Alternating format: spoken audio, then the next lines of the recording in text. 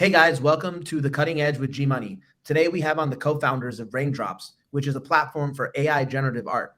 First, I'd like to welcome Gene Kogan, who is an artist and a programmer who is interested in generative art, collective intelligence, and computer science.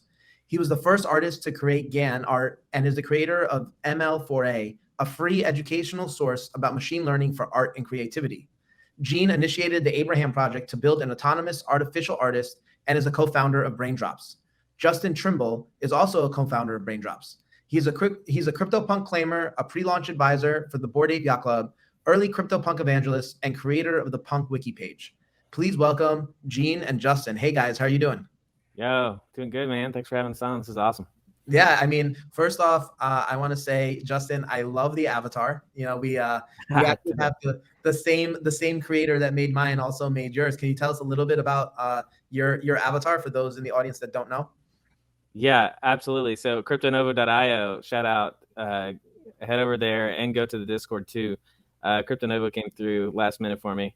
We Oh, got we nice. had a bunch more visual, video podcasts that we're doing that are coming up, and they got this done in like one day for me. So yeah, it's amazing. But a lot of people don't know like about my avatar. So initially as a claimer, so when I first entered the space and found out about CryptoPunks right at the beginning of the claim, there are only 24 apes, and only one has a VR headset, right? So I always thought it would be dope to have it. I didn't have it. No one really used CryptoPunk avatars in general or PFPs, but like in really nerdy groups that I hung out in, we kind of did. And so I made like my ideal version of my of an ape with the VR headset, and it just ended up sticking. And then, I mean, this is what people know me as. So like now I have the 25th is, some people call it the 25th. I feel like it's just something that I never have to worry about parting with, even if it's worth like $100 million. Right. Yeah, no, I want to get into that for a second, right? I just want to get into like your history of how'd you get into NFTs, both of you? And I want to start with Justin just because, you've been around since the beginning. So I know, especially when I got into the space, you were one of the people I was chatting with a lot. I know really early days, art block stuff. And, we were chatting really early on. And like, you're one of the people that helped red pill me on punks, a little over a year ago than where we are now. And I would just love to hear a little bit about your journey of how you not just like ended up, what was your background that you ended up getting into NFTs so early, and then we'll obviously eventually get into what you guys are doing with Braindrops.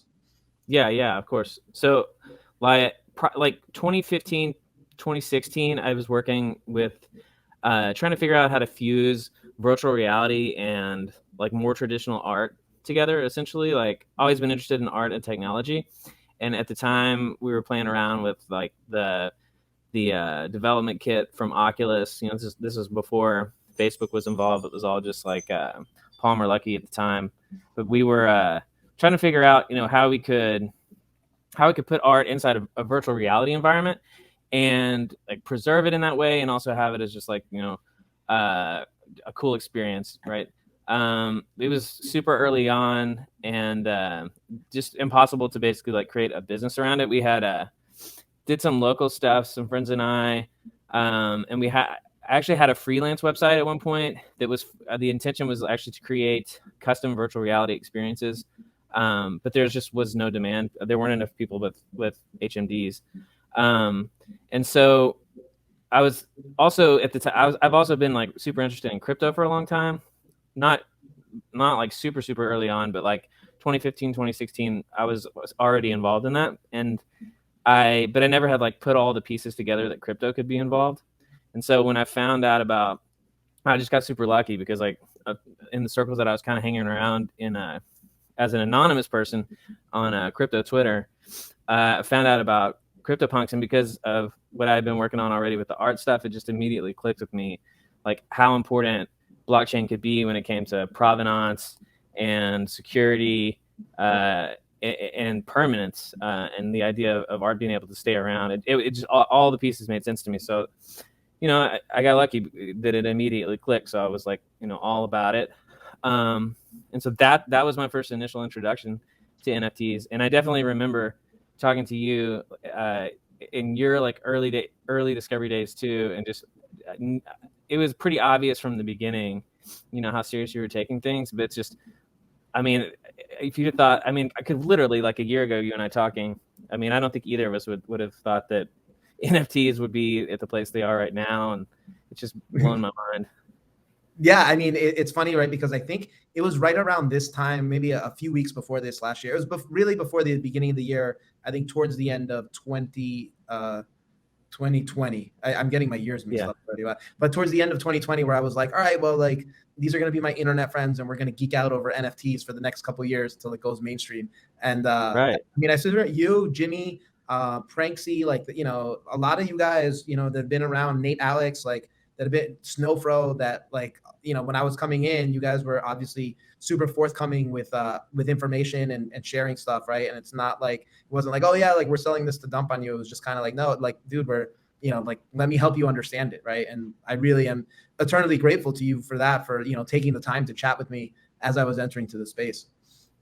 Yeah, it was fun in the art blocks. I mean, it was still early art blocks days too. And when Yeah, you were talking, still minting. I think Squiggles were still minting when yeah. you. Squiggles. Yeah, I mean, Squiggles took weeks to mint, right? And months. yeah, months to mint. And Yeah, it's crazy. yeah, it was crazy. I remember taking my time, and then one day all of a sudden it was like, oh wait, nope, everything's minted.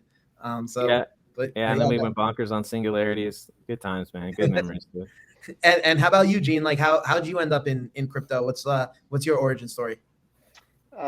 Well, I got interested in Ethereum like in 2017, maybe 2000, late 2016.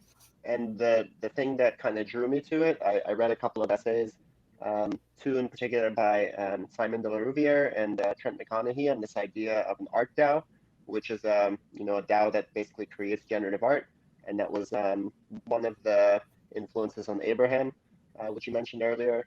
So that was, I think it was before NFTs were standardized, and at the time, there was also still a lot of ideas of using ERC20 tokens for art. I was really interested in token engineering concepts like bonding curves and TCRs. So that was kind of what got me on the road towards crypto art in general. NFTs themselves, I only adopted, in the beginning of 2021 or so. I think my first NFT was in February. And since then, it's been a big blessing for me because I've been a digital artist for a really, really long time. I've been putting stuff on the Twitterverse and similar places for a good 10 years now. And so NFTs came along and they provided a lifeline for that. And so that was it's been and so since then I've really kind of doubled down on them. I think they've been a big blessing to me, and I've been fortunate enough to convince some of my friends to also adopt them, and hope for more in the future. Right. And so, I mean, I'm just this thought that popped into my head. What were each of your guys' first NFTs that you guys purchased? The first NFT that I purchased, I can't remember. I have to think about what the very first. Some of the first ones that I purchased. I think I'm not actually a big collector. I probably only purchased like maybe 20 to 30 NFTs or something since then.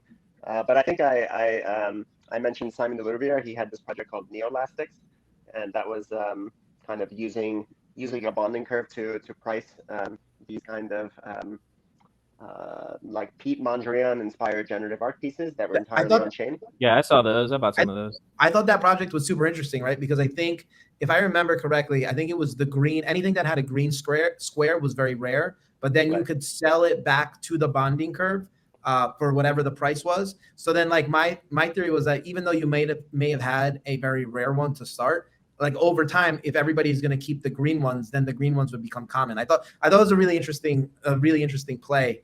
I'm not sure what's happened to that project, but I know Simon has always done like cool experiments with stuff on chain. Yeah, he's still doing cool stuff, I think. I'm not sure what his current project is, but I thought I heard something recently that like sounded really interesting. Yeah, I've always been a big fan of his writings, and he's really trying to kind of think outside the box and think about these things in a much more well, he's just an artist basically, so it's kind of from one artist to another. So there's a lot of admiration there. He's working on a project. He's kind of gotten more interested in like storytelling, literature, sci-fi. His project that he's working on now is called Untitled Frontier, and so I've been kind of a little bit active there, not indirectly or so. But yeah, that was probably, I think that was, not sure if it was the first one that I bought, but it was pretty early on. Cool. And how about you, Justin? I'm sure you got probably one of the earliest one of the earliest buys on ETH. So really curious to what your first NFT was. Well, the first NFTs were punks. So I was lucky and was one of the few people. I still didn't really have a clue that there were so few of us really until like looking back and like seeing the actual numbers. I mean, it's just really mind blowing. I feel like super lucky. But so punks were my first NFTs. All those, and then but then I kind of was like away. I was still working on the VR stuff. I wasn't super heavily involved like with like the other stuff like Spells of Genesis. Like I didn't even hear about like the Bitcoin stuff until a long time later. So I didn't get into like rare Pepes and stuff like that. But I did get in early with like super rare. And so I got like some cool super rare stuff. I would be like, I don't want to like give away. I keep a lot of like those old wallets anonymous. But I'll say that like I definitely have some really cool. I mean, I've been an old collector, like I say, like of R blocks, Beeple, XCOPY. I won't say how old the XCOPYs all are. I've definitely bought XCOPYs. I mean, even as recently as when he was dropping the really low counts on Rarible during like the Rari farming days of like September 2020. But yeah, a lot of really cool gen artwork too that I bought, like on super rare. I didn't get any. A lot of the early super rare stuff was actually like some AI art, like Robbie Barat, but I didn't get that stuff, unfortunately. Yeah, I mean, I know you've been around for a minute. Like, were you actively involved in the Punks Discord since day one, or were you kind of like just going off doing your own thing and then coming back as like it started picking up steam?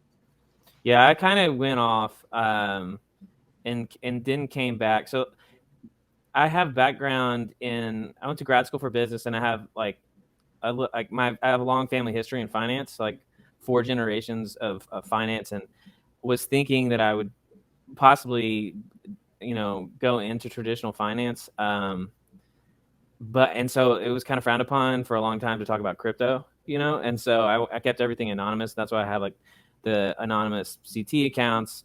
But what was the original? So just the Punks Discord, but I guess that's. Oh yeah. And so I was anonymous, and then it wasn't until 2020 when ETH had flatlined for a really long time. Like, I mean, I've been a crypto trader for a long time, and like I've seen, I just been look at the charts, and like with Dodge and ETH and everything, I like to see like once things have like gone through like a really long flat period of acquisition, it seemed like a really perfect time to like dive back into crypto and stuff. And so 2020 I decided I was going to go. I'd bring my name out. I did kind of show my face a little bit.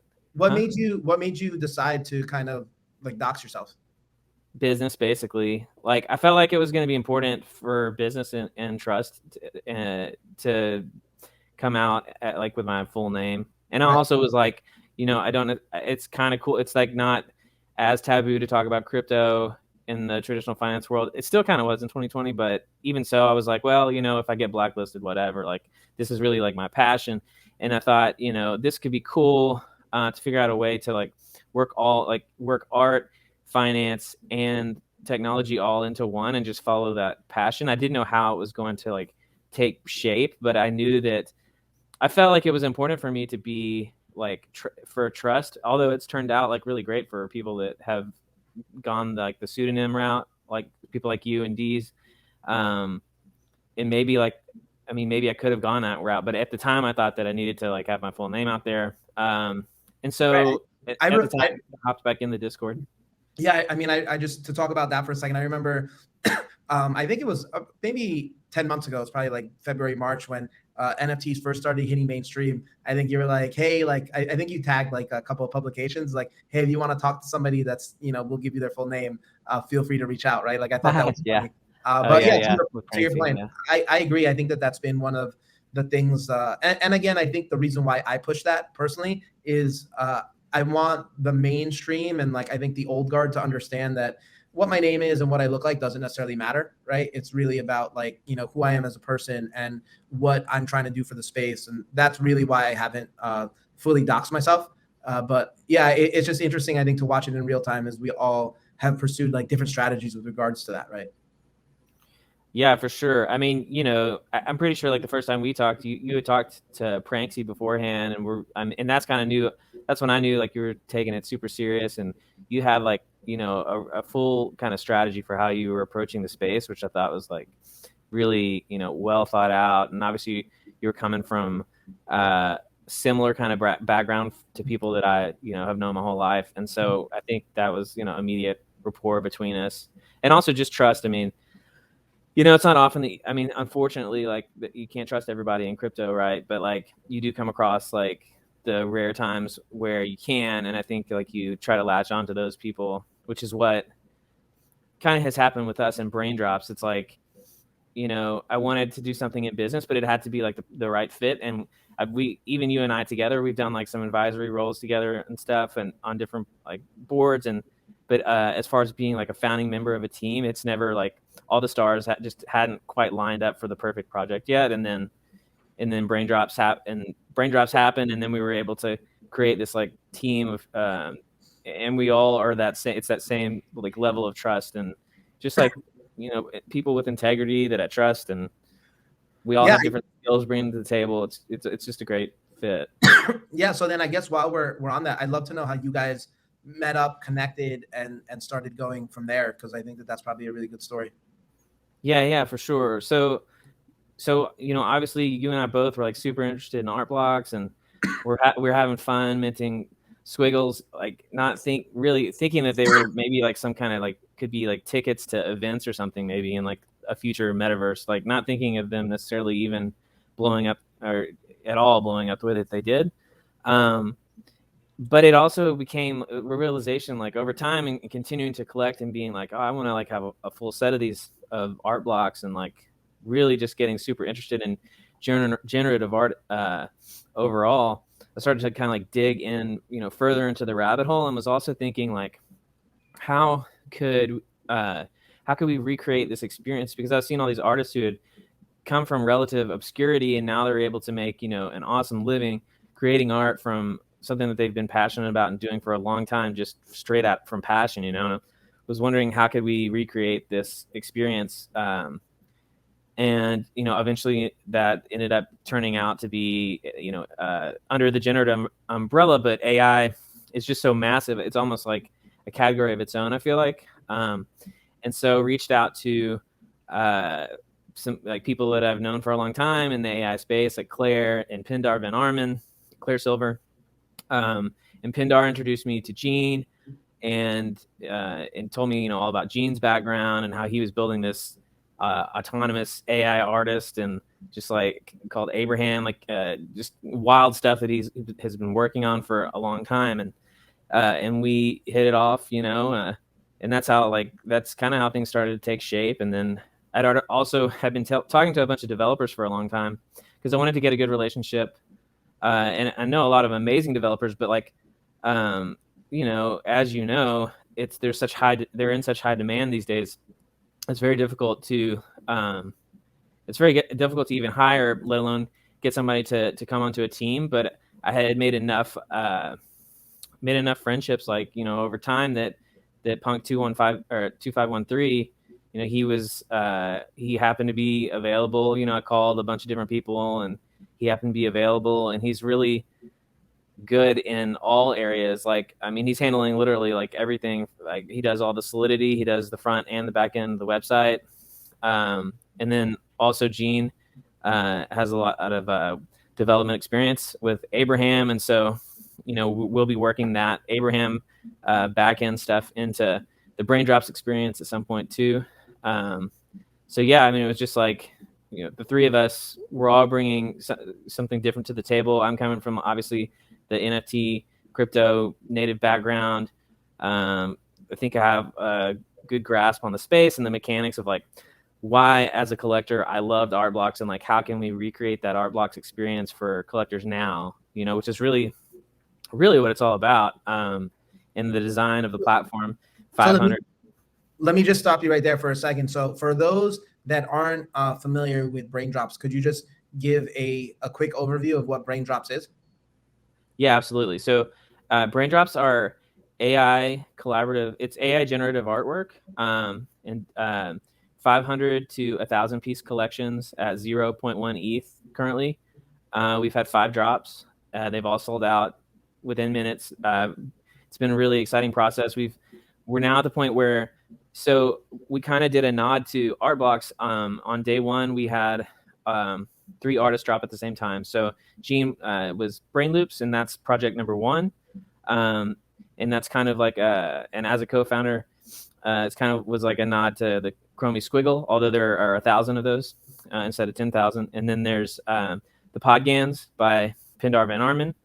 And then the third project was Genesis by Claire Silver. And so those first 3 projects were dropped on day 1. We call those the day 1 set. And so people who hold, and we just announced and did this for the new contract that we released last week. So if you hold a full day 1 set, you get to participate in a pre-mint window, and you get to mint 1 piece before it's opened up to the public. And so you're guaranteed not only are you guaranteed a piece, but you also, like, the gas war is not as intensive at all. Like, I think some people were getting pieces for around 0.13, which is like obviously like super good in comparison to, they pump gas pretty high. In the last one, I think people were getting pieces around 0.3 when the public mint started, although gas was pretty high at the time. But yeah, but Claire's pieces have kind of gone insane. She's got the lowest count. She's got like 500 pieces in her collection, and I think the floor now is up to like 7 ETH. So to get a day 1 set is like getting close to 10 ETH now. Right. However, I still think it's worth exploring. Obviously I'm biased, but yeah. So that's the general idea of the platform. We have right now, like, the projects are all artist curated, so it differs a little bit from art blocks, where whereas like with art blocks, obviously with the algorithms, the art's generated on the fly. In our situation, currently it's artist curated stuff, so the artist has selected the pieces that are going to be in the collection. But like I said earlier, and have been kind of alluding to, Gene has been working on the Abraham.ai project for a long time, and it's a functional project that actually you can go to Abraham.ai and play around with if you get tokens from the Discord, and it's a text to image. He can talk more about it, but essentially we'll work that back into Braindrops, and the plan is to kind of have 3 different categories. So we'll have the artist curated, and in the future the plan is to also have curated strictly by the AI. So artists can train their model and then also design how they want the collection to come out in terms of like rarities and traits. And then the collector will be able to push a button, and then everyone sees the creation literally, on the fly. And then we'll also be able to use that same pipeline to have community curated projects, kind of similar to what Abraham is doing right now. Abraham stuff's not for sale per se, but it's, user can type in a phrase and then a piece of art comes out, and they could say whatever subject and such style, or really they can type just about anything. And some piece of art's going to come out, and if they like it, they could decide to mint it. So that would be like a community curated. So there'd be like 3 different levels. That's kind of yeah. So that's what we're working on right now. It's artist curated, but we're planning to implement that back end. So that artist curated, right, is basically, so the artist will select, let's say, I want these 500, and then much the same way that you don't know what you're minting on art blocks until you actually mint it. You pay the price, and then you don't know what you're getting until you actually, like, that's the part that's randomly generated, correct? Yeah. You don't see the art until after the project's dropped. Right. So and it starts at a random point. Right. Yeah. And so then my first question is, what made you decide to build out the platform on your own, as opposed to maybe, let's say, build on top of like Artblocks tech stack, or partner with them? Well, I actually reached out to Snowfro before we started, and asked, I told him, I was like, hey, this is, what we're planning on doing. I just wanted to let you know so that you weren't taken by surprise or whatever. I told him, obviously I know how I don't bother him a lot, just because I know how busy he is. but I just was like, hey, if you want to be involved in this, like, feel free. I wouldn't expect any like time necessarily, maybe just sharing some code or whatever. But they're super busy, and it just ended up being. I mean, I don't know. This is a lot to take on. I mean, AI is a broad category, so I would have been open to it, but it wasn't something that we could necessarily wait around too long, especially because as we had been working on the project, Eponym and Botto were coming out, and so we felt like it was important to be a first mover as a AI generated platform. We felt like it was important to be a first mover and just get things going there. So yeah, we had to go ahead and Cool. pull the Yeah, trigger. that makes sense. I get that. Time is always of the essence in crypto. When you compare yourselves, what you guys are doing to Eponym and Botto, what do you think is like a differentiator between your platform and theirs? Like with Eponym, I think that that's going to be very similar, probably in a lot of ways, to the community curated stuff, because it's text to image.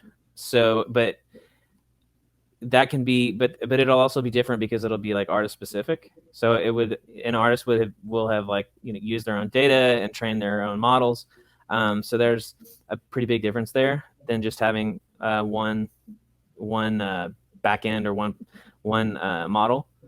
And then with Botto's kind of going, as far as I understand, it seems like they're kind of going like the scarcity route. So it would also kind of be similar to community curation, but they're minting like in smaller numbers, whereas like we're kind of trying to focus on the network effect of having like 500 to 1,000 piece collections. Although there are some artists, a very like small number of artists where maybe it won't make sense for them, without naming names, like people that I've known for a while, and Gene too, who maybe don't want to put too much supply out, and they also claim very high prices on pieces. So what we're thinking about doing is offering like very very low count drops to like complete set holders from them, because they have expressed interest in dropping on the platform, but they just maybe have a little hesitancy just in terms of supply.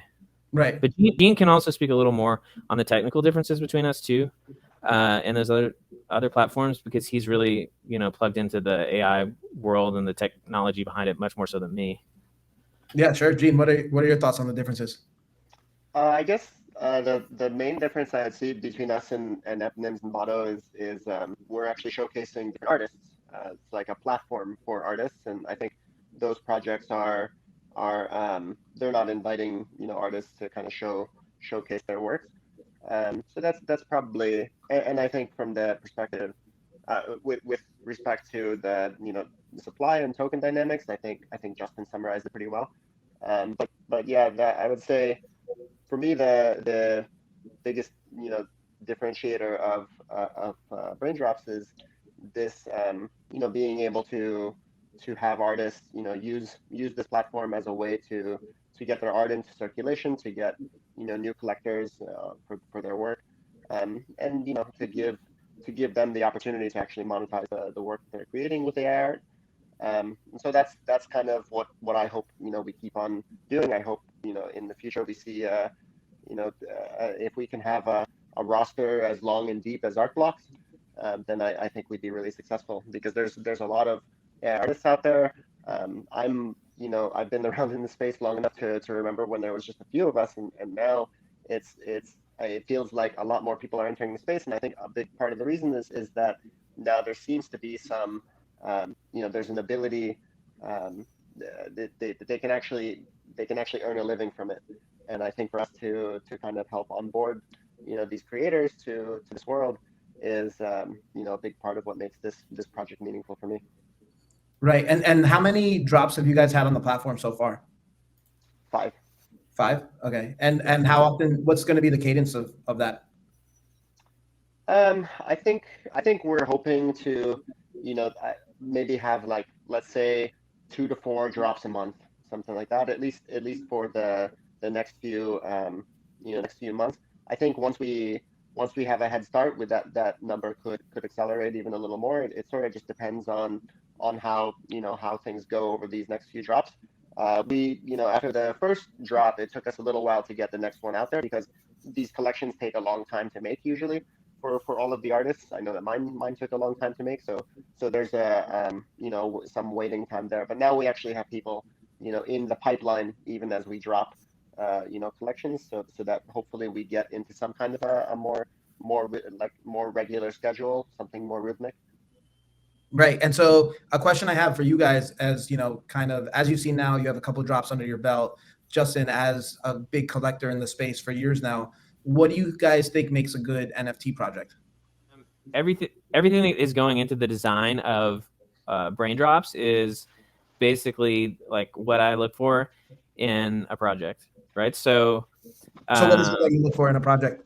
I look for like bleeding edge technology is like something that I've constantly looked for. It's what got me interested in punks in the first place. It's what got me interested in art blocks. And now I feel like things are going to shift towards AI. I think they already have shifted a lot in the background in terms of media creation and also just like in terms of media platforms in general and seeing what your interests are and then suggesting like what else you might like. So AI being basically like super bleeding edge technology plus NFTs, which are two. I mean it's everything that I'm putting into the design that we have like created the design, which I feel like the original art blocks got so many things right, and so I had a good time as a collector being able to participate in these drops. It was super exciting to be able to buy a drop for like 0.1 ETH and also not know if you're going to get a piece. Like you get your heart pumping, right? Like you're excited, like thinking, okay, I really want to get this piece, it adds this level of excitement. And then you also don't know what you're going to get, and so then you get to see it upon reveal, and then when you see what you get, that's another level of excitement there.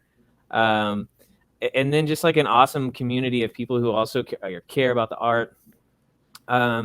We're trying to tick all the boxes. Really, in what I look for. I mean, I felt like for a while that I wasn't getting. I just wasn't getting like that vibe of like the early CryptoPunk days or the early Art Blocks days. It seemed like a lot of stuff was just I just wasn't feeling it, and so I was like, well, we need to make our own. And so everything that I look for in a project is what we're putting into Braindrops, and we're also building for the future. So in terms of like putting in the Abraham pipeline, and also realizing that with AI art, AI technology is advancing super fast. So we want to represent like everything that's going on currently, and then like also be able to evolve as the space evolves quickly and the technology evolves quickly. We want to be super flexible and be able to evolve with that, and we're designing for that. And also showcasing to people that like all AI art doesn't look the same. There's a lot of similar tools that are out there that a lot of people will like use, and then so people see those and then they think, oh well, it all looks the same. But like if you look at our projects now, I think you would see like in all 5 of the projects, not only do they have like cohesion within them as projects, but they also are super unique in terms of their own aesthetics, and that's important to us. It's also important to us to showcase the kind of just like wild things that you can do with the new AI technology. And some of the upcoming drops I think they're going to blow people's minds like on some of the stuff that people are doing. I mean, it's just can you share some of that with us? Because I do think like I think to your point, and you said earlier, is like, and I know I fall in this category as well, where I want to be involved in things that are pushing the space forward in any way, shape, or form, right? Whether that be on what is art, to what is an NFT, to like the tech that uses to integrate it. And so I know that we're very much aligned on that front, Justin. So I'd love to hear what you guys are doing, or any exciting things that you guys are working on upcoming drops that like might be like pushing the boundaries of like what is AI generated art. Yeah, for sure. I can talk more about the Abraham pipeline idea since it's been alluded to. This won't happen in any of the upcoming drops, but one of the things we'd really like to do. Justin mentioned a couple times the Abraham project, which is this well, you could say a sister project to Braindrops now. It's kind of this idea. It's a little bit similar in spirit to Bato, although it was around before Bato, but it hasn't tokenized just yet. But if you go there right now, the main functionality that I'm referring to is that you can actually generate the the artworks dynamically, interactively, in real time, according to some custom text input. Eponyms did this also, so you might also be familiar with that. And there's something really magical about that process. It's like if the artwork has some that the artwork is actually made for a person, at a specific time, customized and so on. And there's something really, really engaging about that experience, and we'd like to be able to incorporate that into the future in Braindrops as well, so that maybe in the future the artworks are being generated on the fly. And Art Blocks, you could say, also has this, even though it's procedural, so it's JavaScript based. But we'd like to be able to, increase some of these, have some of these kinds of tools incorporated into Braindrops to let artists who since the art is all a product of the code that they write, maybe they can, instead of pre-curating the pieces themselves, they could create this pipeline that then we then serve, and and then the minters can actually generate custom images or potentially sounds or other kinds of media, interactively at mint. And it's a relatively arduous technical project, so we don't have a release date just yet, but we do anticipate that it should be possible sometime in the early part of this year to have mints like that as well. And so hopefully that will create more some more kinds of interesting experiences besides for the kind of pre-curated. Right. Yeah, for sure. In terms of like the most like the near upcoming drops, like the stuff that's being worked on too is just crazy. Like we don't have so one thing that we're making sure of is that like especially now because it is all artist curated, we can like look at the art beforehand and like make sure that we're all down with it and it's all super dope. So there is an artist working on Hope. Like we're trying to drop this week. I think this podcast will come out on Thursday. So there's the artist has totally finished yet. They're still working on some stuff, but I'll say I'll talk about the project. So like say that it maybe it will end up dropping on Friday. I'm not sure. But so like if this comes out Thursday and the drop hasn't happened yet, like this would probably be the one. And it's audio, and it's like like hundreds of songs. I think it might be 1,000 count now, but they're all created by AI, and they all are unique. They all sound like they're all based on a band that's been around for a long time. It's like a 20-year-old band, so there was lots of data that the. Can you share with us what band it is, or no? I probably shouldn't yet because that might give away too much. But just because we need to finalize everything for sure. But I will say that the artist also is like super plugged into. It's actually a duo, the artist, and they work really closely in the AI field in general with like copyright stuff. They one of the guys involved helps like people like YouTube make sure that copywritten songs aren't being played on their platform, right? And if they are, then they can monetize them for the songwriters and the artists. So they've already run them through, and none of them even hit the band that this stuff's based off of, which is badass, right? And so they all sound different. They all like there's just different facets to like the way they start out. They even have vocals. And because of the style, we'll tell you like in terms of like the style of the music. So it's like kind of like alt rock, like ish vibe to it. So maybe like you might think of like the early days of like grunge rock where like it's not, you can't always tell like what's being said. It's almost like with Pearl Jam or something, like maybe some of those songs where it's the vocals are like more like it's melodic, I think the title of the project is going to be like I think it's going to be this, but it could be called Fake Feelings, which I think is kind of interesting and like cool. Like it's like, and just provocative in a way. Like I think one of the most cool things about like AI collaborative art is the idea of like people saying, well, if you use if AI creates artwork or even like in collaboration with an artist, like where's the feeling behind that? And like as far as my feelings are when it comes to art, it's like it's all about the emotional response that it brings to other people, and the crazy amount of output that you can get from these models. I mean, it means that you could pre-curate stuff, and you can scroll through and you can find stuff that could give you emotional feelings that you maybe wouldn't even have gotten from creating something as an artist on your own. So I feel like that's like a super exciting thing. But also he's made like a custom visualizer to go along with the music. So he does a lot of other codes too. And it'll be like this really cool kind of kaleidoscopic custom visualizer that'll go along with the tempo and like the songs. So we're super excited about that. And then there's also some really just crazy stuff going on with like some other new tech that's been created. We reach out to the people who create these notebooks, like if we can get them to be involved first, like that would be like our number one. Like that would be like ideal, but not all of them are into NFTs for whatever reason, and none of them are all into like Ethereum, which is cool. But they also are like, so far have been open to the people who are using their code.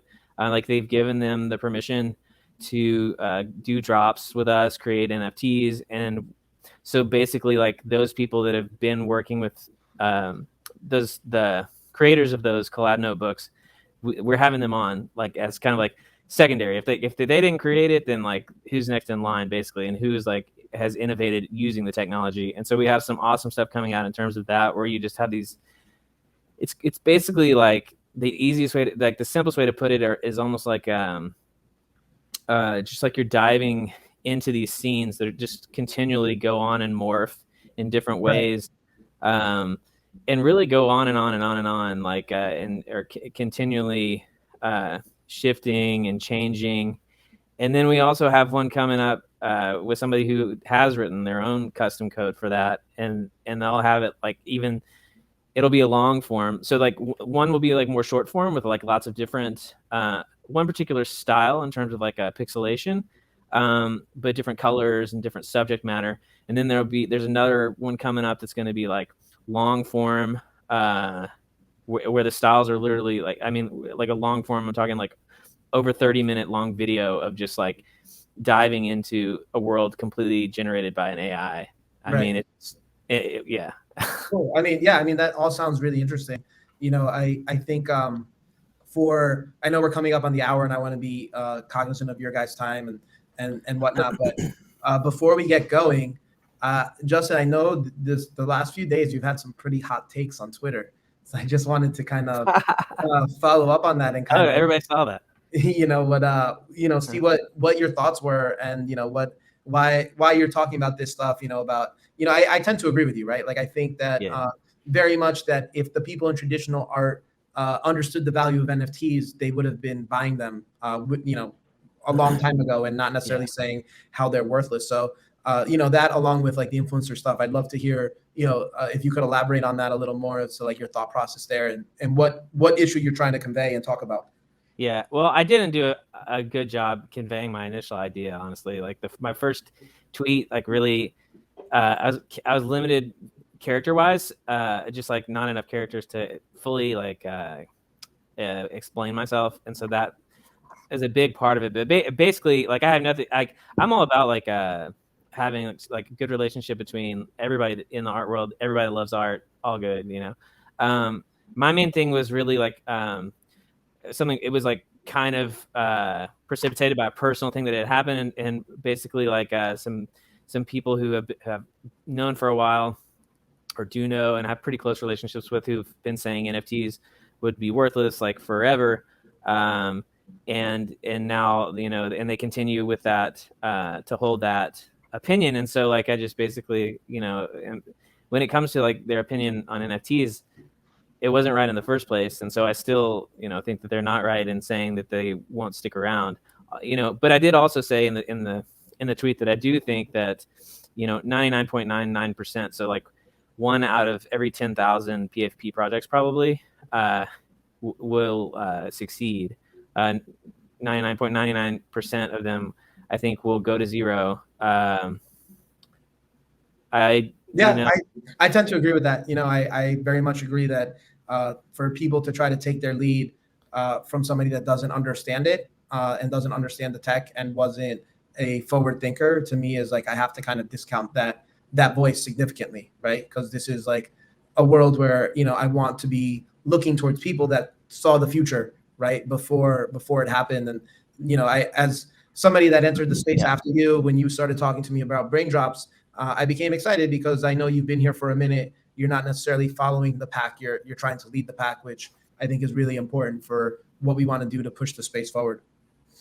Yeah, I feel that way too, and I also feel like, I mean, it's just a difficult thing, right? Because it's like you can't every day you can't come out and like restate your opinions on things, right? So if you've been talking like anonymously or for years previously, I was talking anonymously about a lot of this stuff, and then even since like early 2020, I've been like talking about it. So for years now, like the same topics come up over and over again, and so like you can't talk about it every day, right? So a lot of the things that get brought up by like newer influencers, and I don't like to talk in generalizations, and so it's hard for me, like when somebody starts talking generalizations, it's like it's almost like it's just better to cut off the conversation, but I'll also feel like there are things that do need to be said, and so it's difficult. But the way I feel about it is like if you didn't see the trend coming, then like you can't really like necessarily have, in my opinion, like your thoughts on like where the trend is going is essentially meaningless, although that's not to say that they can't like learn, but I think that the people who and also I've never claimed to be like I don't and haven't ever claimed to be like an art historian. I mean, I definitely feel like I've done a good job picking digital art that I've gotten into, and like if it was just once, I'd probably say like that I got lucky, but it's been more than one time. It's been like a bunch of times. And there are things that I look for, and like, and I kind of went into it with you earlier, like that things that I look for are the things that we're building, because I don't see a lot of it in the space. And so that's what we're trying to make with Braindrops, and I feel like AI art is a movement in its own right.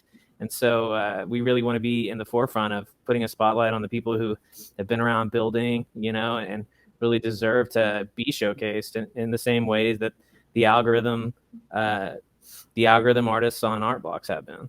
Awesome. So then I guess with that, what's the best way for people to follow up with everything that Braindrops is up to? What's I guess your Twitters and the website for people to follow up?